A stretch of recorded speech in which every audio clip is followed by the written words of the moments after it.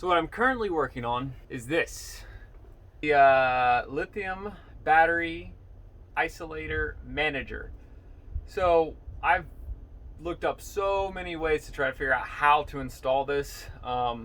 Mathers on the Map has a great video, but it's only good for the Mercedes, because the Mercedes has a really easy to access fuse box right on the side of the driver's seat. So I spent a long time looking up diagrams and layouts and trying to figure out exactly what is under this Ford Transit seat. And what I found out was it's a tiny little 8-pin clip that, of those 8 pins, one of them is triggered by the ignition.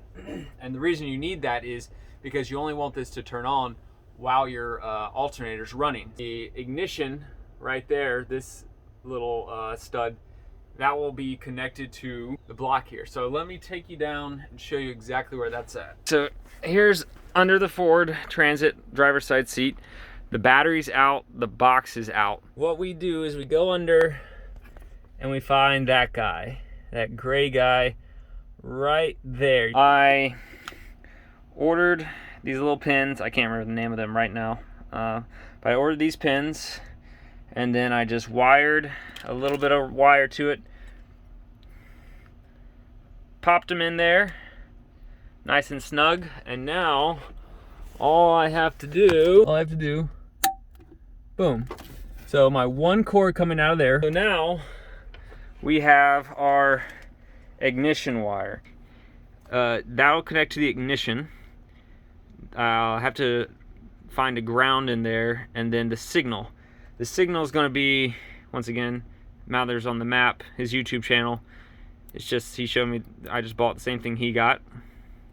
And then finally we have the chassis battery. So this will be the main battery, and then the coach battery, which is your house battery. I've got a 2-aught.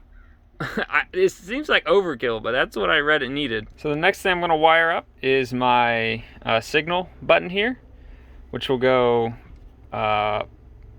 positive to the signal side, negative to the ground side.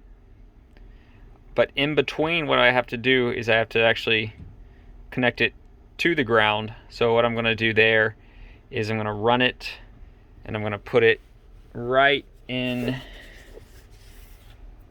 to here. On this 8-pin, number 1 is a ground. Okay, so I came to lay it out. I think I've got it all together. We've got signal to switch to ground, and then you can see here, maybe you can't see, it's a little shoddy, but I spliced the 2 wires together in the ground, and then the second ground comes out and goes to ground. So both the switch is grounded there and grounded here, going through that circuit. Ignition, it's my ignition switch right here. Boop, go there to in here as well. Okay, so as you can see here, I took this little plastic cover off again, because what it reveals is the internal bus bar, I guess, of the Ford Transit. You can see this thick red wire here is our positive connector. What I need to know is if I can put my fuse here, because it kind of fits perfect if I can just pluck it on right there. So I've made a correction here on my mount, or on the 8-pin connector. As you can see, I've got the 2 going into the ground, and that was working fine. That's for the button. The button worked fine. And then here at the bottom, I have that going into the number 6 hole now instead of the number 2. So the number 6 hole is ignition, and it actually puts out a 12-volt signal. The number 2 is engine run. I put it in engine run just because I figured it was like the same thing, but I think it's different, and I was having some issues with the BIM turning on when I didn't want it to. So hopefully this correction fixes that. So I'm just going to pop it right back down into where the hole is. Yeah, right there, and give it a test. All right, so here's the isolator mounted. Here's my button that I can turn on and off, and what I just need to make sure is that it kind of stays off. I want to make sure that right now there's not like an open circuit going on. So here is my smart BVM. This basically shows the battery status. Right now we're at 81%. My voltage, and these are the voltage of the house batteries, 13.32, which is good. I'm not using any current, well, not much current anyway, so it's gonna just pop around. And because I'm not using anything, time remaining is infinite. Starter battery. So what I did is, to the battery monitor, it allows you to run a cable or a wire to your starter battery, which is awesome. I've just fixed I've just changed the sensor, and what used to happen, it would come in automatically. So let's see here.